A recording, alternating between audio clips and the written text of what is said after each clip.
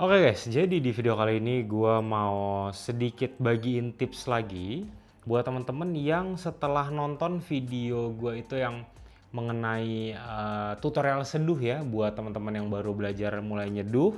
Itu yang part 2 itu banyak banget yang DM gua nanya, "Bang, kenapa sih kalau gua nonton video-video lu itu lu paling puringnya cuma maksimal ada di 3 kali interval aja?"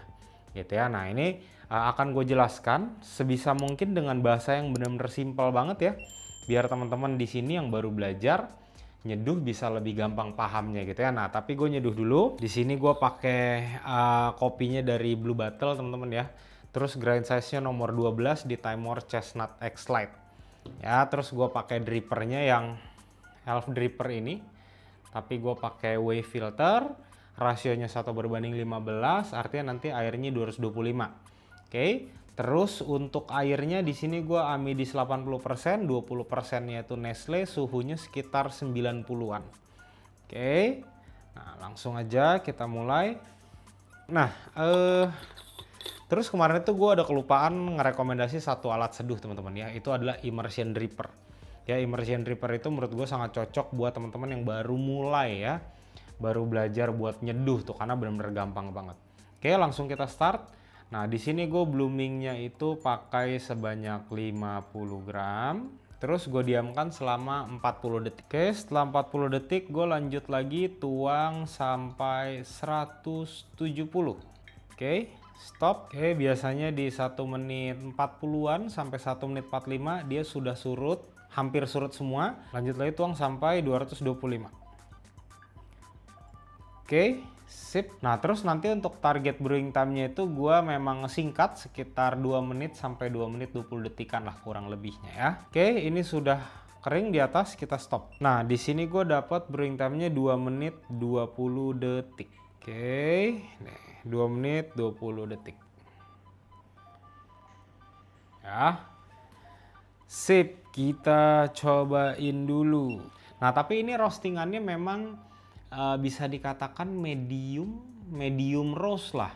Maka dari itu gue pakai suhunya juga tidak mau terlalu tinggi, sama interval penuangannya gue bikin 3 kali, terus brewing time-nya termasuk pendek lah untuk ukuran kalau misalnya gue pakai si wave filter ini ya. Kalau misalnya gue pakai suhu agak tinggi, di sini gue itu manisnya susah gue dapetin ya, manisnya tuh kayak cuma di aftertaste doang. Nah, sedangkan kalau misalkan gue bikinnya di suhu segini, gue masih bisa ngerasain manisnya. Terus di belakang itu tuh bisa dikatakan manisnya tuh ninggalin lumayan panjang lah ya. Oke, terus sama asamnya juga masih ada, masih kerasa. Nah, ini gue diemin dulu sampai agak dingin sambil gue bahas ke materinya. Jadi di sini teman-teman harus paham dulu ada beberapa variabel yang harus teman-teman bener-bener pahamin mati nih ya.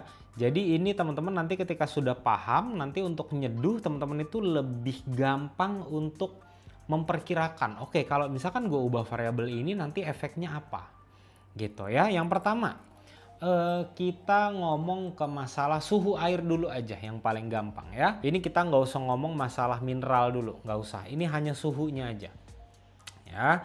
Nah, kalau misalkan suhu air itu semakin tinggi, anggap dia itu punya power ya, punya tenaga lebih besar untuk penetrasi atau untuk masuk atau untuk mengekstrak ya biji kopi yang sudah teman-teman giling. Oke, sedangkan kalau suhunya lebih rendah itu dia powernya sedikit lebih menurun lah ya. Maka dari itu kalau misalnya teman-teman ngerasain antara yang cold brew ya dengan manual brew pour over seperti ini, rasanya tuh biasanya akan lebih kompleks yang teman-teman nyeduh seperti ini ya, karena dia pakai suhu yang cukup tinggi juga. Nah, dari situ juga berhubungannya kemana? Ke waktu seduh teman-teman ya. Kalau gue pribadi misalkan contoh ya, kopi ini tadi gue bilang bisa dibilang roastingannya tuh medium lah ya. Ketika gue dapat kopi yang medium, artinya gue tidak mau pakai suhu terlalu tinggi supaya ya rasa yang diekstrak itu tuh nggak berlebihan, nggak over. Ya, nggak over maksudnya adalah jangan sampai nanti rasa pahitnya itu banyak banget terekstrak ke hasil kopi yang mau gue minum. Nah, tapi teman-teman harus ingat, Ya, yang namanya kopi itu pasti akan ada rasa pahitnya. Tapi tinggal pahitnya ini dominan atau enggak. Kalau tidak dominan, menurut gue itu sama sekali nggak masalah. Nah, terus kalau misalkan selanjutnya lagi ini sebenarnya berhubungan lagi dengan yang namanya grind size. Ya, grind size ini gue ambil contoh gini deh ya. Satu biji kopi ya, kalau gue giling di Timor Chestnut X Lite di nomor 10 ya, anggap dia ini bisa menghasilkan bubuk kopi kalau kita hitungin gitu ya, itu kurang lebih ada di 40 partikel kecil. Ya. Nah, masing-masing partikel kecil ini katakan dia itu bisa menghasilkan rasa atau powernya itu 10 nilainya.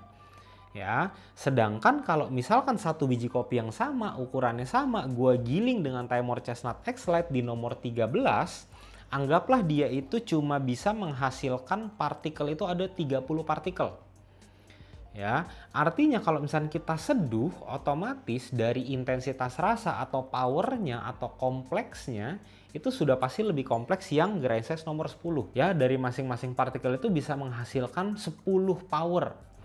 Ya, sedangkan kalau misalnya 13 ya, grind size nomor 13 dia itu cuma menghasilkan 30 partikel kecil. Ya, artinya kalau dikalikan 10 sudah pasti angkanya itu lebih rendah dibandingkan yang teman-teman pakai grind size nomor 10. Nah, di sini tugas teman-teman itu adalah bagaimana gue mencari sweet spot ya, atau titik rasa optimal dari kopi yang mau gue seduh. Ya, nah sudah pasti kalau kita bicara seperti itu nggak bisa teman-teman beli satu bag kopi, satu kali nyeduh langsung enak. Bisa aja, tapi kemungkinannya kecil. Ya, maka dari itu biasanya teman-teman di sini bisa ngulik-ngulik nih. Nah, tapi saran dari gua ketika teman-teman mau ngulik, ya ubah variabel itu satu dulu aja. Ya, anggap ya kita main 3 variabel tadi nih, ya. Ada di suhu, ada di brewing time, ada di grind size. Ya, anggap kalau misalkan gua ubah suhunya jadi lebih tinggi, oh manisnya lebih keluar. Sedangkan kalau suhunya kita lock, gua ubah di brewing time, katakan kalau brewing time lebih panjang, oh ternyata dia nanti aftertaste-nya kerasa di mulut itu tahannya lebih lama, lebih panjang. Sedangkan kalau misalkan di grind size, oh ternyata spektrum rasanya agak bergeser sedikit nih. Ya, rasanya mungkin tadinya dari dark chocolate mungkin jadi milk chocolate. Ya, atau jadi karamel gitu. Nah, tujuannya kenapa gue bilang ubah salah satu dulu biar teman-teman tahu nih, ya bener-bener tahu pasti. Oh ternyata kalau gue ubah grind size berubah rasanya ada di sini gitu. Kalau misalkan di suhu air ada di sini gitu. Jadi jangan sampai nanti teman-teman sekali ngubah variabel langsung 2 atau 3-3-nya, jangan. Nanti teman-teman nyeduhnya itu tidak akan bisa terarah dan teman-teman semakin lama teman-teman tuh nggak bisa paham. Oke, yang gue lakukan kalau seperti ini efeknya apa? Seperti ini efeknya apa? Gitu. Ya, saran dari gue buat teman-teman yang baru belajar, ubah 3 dulu aja. Nah, kalau misalnya nanti dari ketiga variabel ini teman-teman udah ubah-ubah, teman-teman sudah benar-benar paham efeknya apa, nanti boleh teman-teman mungkin nanti mainin ke interval. Nah, pertanyaannya kan tadi yang banyak ditanyakan itu adalah kenapa gue cuma pakai interval itu 3 doang atau bahkan 2. Ya, gini. Gua ini menganut kepercayaan ya, kalau bisa gampang kenapa harus susah gitu ya. Gampang dalam arti gini, gue mau nyeduh sesimpel mungkin, effortless, tapi gue bisa enjoy kopinya. Itu yang pertama. Dan yang kedua, bisa konsisten. Kenapa gue bilang bisa konsisten? Karena kalau misalnya teman-teman ya nyeduhnya ini katakan intervalnya sampai 5 kali ya, abis itu di cut off. Cut off itu maksudnya adalah ketika di dalam dripper ini masih ada air gitu ya, teman-teman langsung angkat drippernya. Ya, pertanyaannya adalah teman-teman nggak bisa tahu ya sisa air yang ada di dalam dripper ini berapa banyak. Efeknya sudah pasti kerasa, itu sudah pernah gue coba. Nah, gue nggak tahu apakah mungkin teman-teman yang sering melakukan hal tersebut itu benar-benar bisa konsisten atau enggak. Gue juga tidak terlalu paham lah. Tapi kalau sepengalaman gue, kalau gue melakukan hal seperti itu, gue cut off nih, ya pasti akan ada perbedaan rasa. Selalu ada perbedaan rasa dari seduhan pertama, kedua, ketiga. gitu. Itu selalu. Ya, nah maka dari itu di sini teman-teman mainin 3 variabel dulu aja. Ketika 3 variabel itu memang sudah paham, baru teman-teman boleh mungkin ke interval, ya, terus ke flow rate segala macam. Nah, tapi kalau misalnya kita bicara mengenai flow rate, teman-teman itu harus beli timbangan yang minimal dia itu sudah ada menampilkan flow rate dari tuangan teman-teman ini. Misalkan per detik itu berapa gram gitu. Nah itu menurut gue sudah lebih detail lah ya, udah lebih detail, udah lebih pro lah ibaratnya. Jadi teman-teman nanti bisa mainin variabel-variabel lain ya, dengan kopi yang sama teman-teman tuh bisa dapetin rasa yang beda-beda. Ya, terus yang berikutnya intinya adalah teman-teman di sini nggak usah terlalu investasi terlalu banyak ke alat-alat seduh. Ya, karena yang gue percaya dari dulu adalah kopi yang enak itu diseduhnya nggak ribet. Gitu. Kalau misalnya teman-teman ternyata sudah beli kopi ini, mungkin kopinya mahal atau kopi yang eksotik gitu ya, terus teman-teman ngerasain wah nggak enak nih, bisa jadi bukan nggak enak tapi bukan selera teman-teman.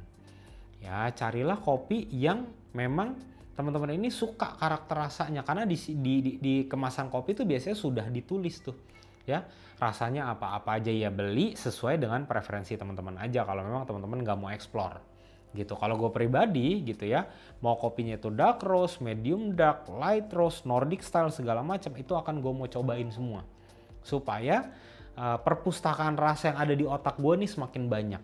Jadi nanti ketika gue cobain kopi yang lain gue bisa tahu nih, oh bisa dikatakan kayak benchmark enak menurut gue atau sesuai selera gue tuh yang seperti apa gitu ya. Nah mungkin di sini teman-teman kalau misalkan masih bingung gitu ya nyeduh di rumah terus belum dapat resepnya segala macem ya, teman-teman coba tulis di kolom komentar aja ya, nanti sebisa mungkin akan gue balas. Tetapi kalau bisa pertanyaannya itu ya jangan yang sudah gue jelaskan di video ini. Kalau misalnya teman-teman nanya hal yang sudah gue jelaskan di video ini jawabannya sudah ada, itu pasti tidak akan gue jawab atau akan gue skip ya. Nah terus buat teman-teman yang lain kalau misalkan mau sharing tips, trik segala macam buat nyeduh atau apapun itu, langsung tulis di kolom komentar aja biar kita bisa saling berdiskusi. Nah buat teman-teman nanti kalau misalkan mau beli alat-alat seduh rekomendasi dari gua, langsung cek link di deskripsi aja, itu akan gue cantumkan. Oke teman-teman, sampai ketemu di video selanjutnya. Thank you.